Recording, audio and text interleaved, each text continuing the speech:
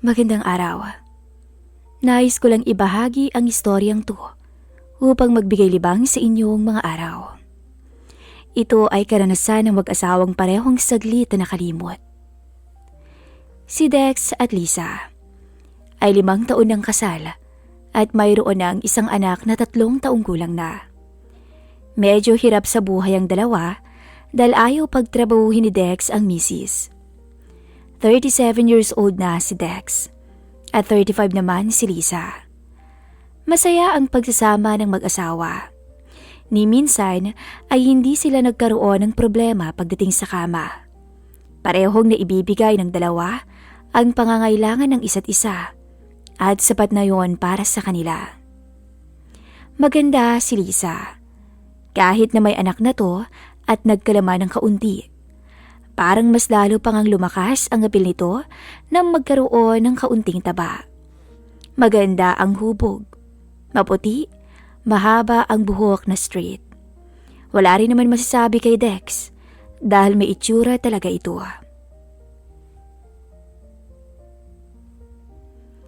Mahigit 1 buwan na rin ang lumipas. Mula nang maalis si Dex sa pinapasukang kumpanya. At hanggang sa panahong yun ay hindi pa rin siya makahanap ng bagong papasukan. Dahil sa nararanasang pagkalugay ng dating pinapasukan ni Dex, ay isa siya sa mga minalas na mapasama sa mga tauhang tinanggal ang kumpanya. May nakuha man silang separation pay, ay hindi sapat to upang makapagnegosyo man lamang sana. At dahil high school lang din ang natapos, ay hirap siyang makakuha ng panibagong trabaho. Han, malas talaga. Paubos na yung pera natin pero wala pa rin akong mahanap na trabaho. Sabi ko naman sa'yo, honey, magbakasakali ka na lang kay paring Rap. Malay mo, matulungan ka niya. Sige, Han, tawagan ko kahit na nakakahiyang lumapit. Agad inilabas ni Dex ang cellphone. At lakas loob na tinawagan ang ninong ng nag-iisa nilang anak ni Lisa. Hello, pre. Oh, pre. Napatawag ka. Inom tayo? Wika ni Rap. Available ka ba mamaya, pre? Sige, pre. Andyan ako sa inyo ng 7:00. Sige, pre. May hihingin din sana uli akong pabor sa'yo eh. Walang problema, pare. Usap tayo mamaya, ha? Sige pre, salamat. Agad sinabi ni Dex sa asawang si Lisa ang usapan nila ni Rap. At sabay silang umasa na may positibong resulta ang pagdating ng kaibigan. Sumapit ang oras na napag-usapan ng magkumpare. At isang magarang SUV ang pumarada sa tapat ng apartment na inuupahan ng mag-asawang Dex at Lisa. Mayaman si Rap. Kaya't ito ang lagi nilang nahihinga ng tulong. Buong ngiting sinalubong naman ni Dex ang kumparing si Rap na nooy bumababa na sa magara nitong sasakyan at bitbit ang isang mamahalin na alak.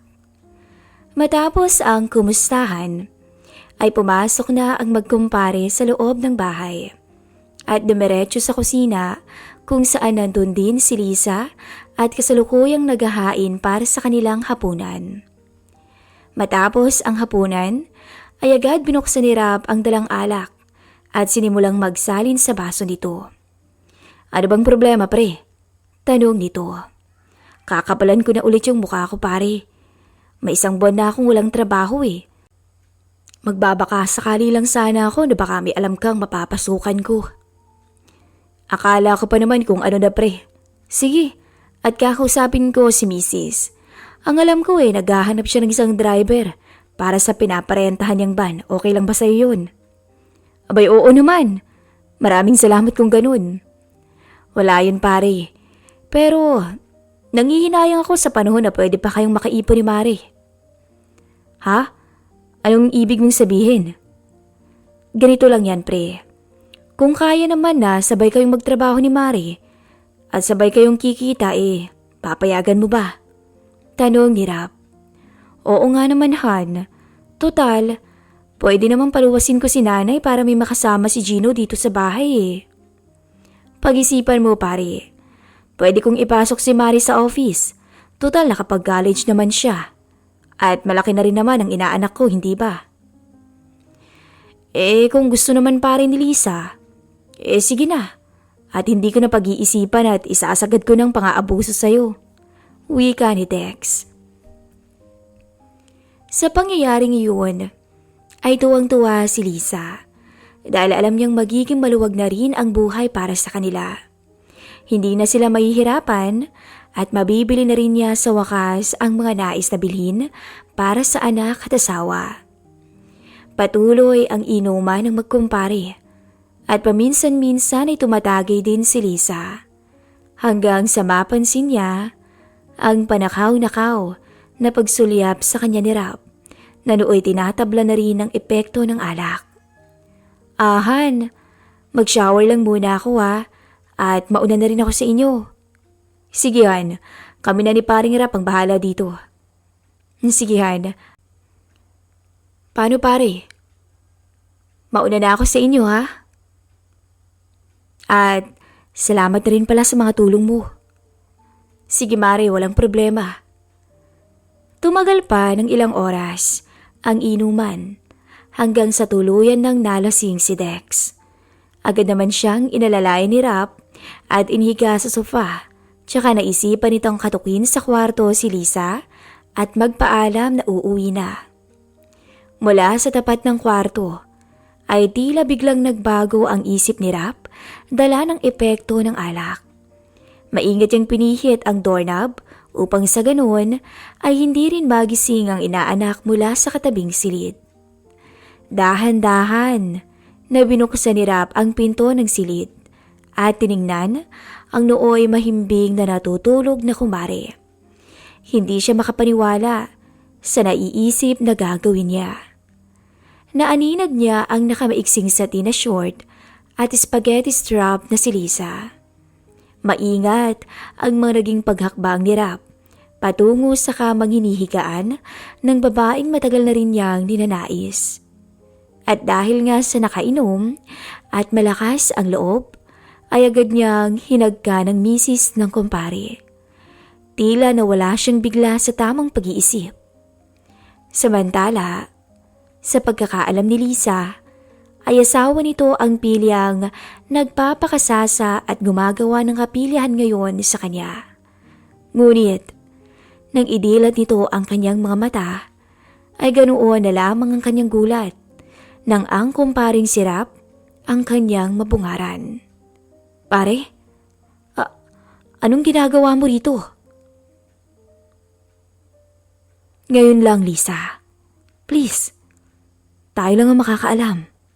Pero pare, lasing ka lang at hindi mo alam ang ginagawa mo. Alam ko, Mare. Kahit lasing ako, alam ko ang ginagawa ko. Hindi malaman ng misis kung aawatin pa ba niya to o hahayaan na lamang. Dahil na rin nadala siya sa ginawang kapilyuhan ito. Si Dex, nasaan? Tanong ni Lisa. Tulog na tulog sa sala, Mari. Baka mahuli tayo ni Dex, pari Hindi na magigising yun. Lasing na yun, Mari. Wala nang nagawa si Lisa, kundi sumunod sa agos ng kasalanan. Kinalimutan parehas na meron na silang kapwa mga asawa. Nagpatianod sa bugso ng nararamdaman. Itinalapon ang mga kasuotan at kasunod nun ay ang pagbibigay at pag-aali ng sarili sa lalaking hindi naman niya asawa. Halos mabaliw to dahil sa mas nakalalamang talaga ang kumpare. Nang pareha sa mahimasmasa ng dalawa, ay nag-usap sila na walang makakaalam ng lihim na namagitan sa kanila. Nangako din si Rap kay Lisa na tutulungan niya ito upang makapasok ng trabaho, pati na rin si Dex. Lumipas ang 1 buwan at natupad nga ang pangako ni Rap sa mag-asawa. Agad nagsimula sa panibagong trabaho si Dex, samantala naipasok rin naman si Lisa sa kumpanyang si Rap din ang nagmamay-ari. Naging masaya man sa kanya-kanyang trabaho ang mag-asawa, ay nabawasan naman ang oras nila sa isa't isa. Madalas ay pagod na pareho sa trabaho pag nagkita sila. At may mga gabi pa nga na hindi nakakauwi si Dex. At kung minsan ay ilang araw pa ang inaabot, lalo't may arkila ang van na out of town. Isang gabi, napauwi na si Lisa sa bahay. Ay nadaanan siya ni Rap habang nag-aabang ng sasakyan. At agad siya nitong hinuntuan at inayang sumakay na. Sa tagpong yun ay hindi na nakuha pang tumanggi ni Lisa dahil na rin sa nagbabadyang sama ng panahon. Siya nga pala Mare, hindi pala makakauwi si pare ngayon. Kasama niya si Mrs. Out of town sila. May importante kasing lalakarin si Mrs. eh. Oo, tumawag nga sa akin kanina eh. So paano Mare? Dating daw eh? Aba, nawiwili ka naman yata pare. Sino naman ang hindi mawiwili sa'yo eh? Ang swerte-swerte kaya ni paring Dex. Loko, nambola ka pa. So ano, okay na? Makakatanggi pa ba ako sa'yo? Sa laki ng naitulong mo sa aming mag-asawa. Tuwang-tuwa si Rap sa narinig na pagsang-ayon mula kay Lisa. Kung kaya't agad-agad itong naghanap ng matutuluyan nila at mabilis na ipinasok doon ang sasakyan. Samantala, kasalukuyang hindi pa nakakarating sa destinasyong probinsya sila Dex at Abby, ang misis ni Rap, nang bumuhos ang malakas na ulan. Kung kaya't nagpasya ang dalawa na huminto muna sa isang gasolinahan at magpatila ng ulan. Dex, hanap na lang muna tayo ng malapit na matutuluyan dito at doon na tayo magpaumaga. Total bukas pa naman ng umaga yung conference na pupuntahan ko. Sige Abby, mas maganda pa nga siguro para safe din tayo. Ano, okay lang ba? Kung isang kwarto na lang kunin natin para tipid? Kunyari mag-asawa tayo. Aba, sa akin okay lang. Kasi lalaki ako eh. Ikaw? Ikaw yung iniisip ko at baka mailang ka. Okay lang naman yun. Hindi mo naman siguro ako gagawa ng hindi maganda, di ba? Loka ka talaga, Mari. Siyempre hindi. Sa paghina ng ulan, ay agad naghanap ng malapit na hotel ang dalawa. Dahil gabi na rin, ay nagpasya ang dalawa na pwede na sa kanila yung maliit na kwartong kanilang nakita. Iisa lamang ang kama nun sa kwarto, kung kaya't inaya na ni Abby si Dex na magtabi na lamang sila. Samantalang sa kinaroroonan naman nila Rap at Lisa, ay buong pusong ibinibigay at inaalay ni Lisa ang sarili sa kumpare. Labis naman na natutuwa si Rap sa nakikitang pagkabaliw ng misis ng kumpare sa kanya. Matapos naman makapagpalit ng damit, sila Dex at Abby ay agad ding nagpahinga ang dalawa. Nahiga sila na magkatalikod ang pwesto. Sa paglipas ng oras, ay hindi makaramdam ng antok si Dex dahil sa pagkabilisang nararamdaman.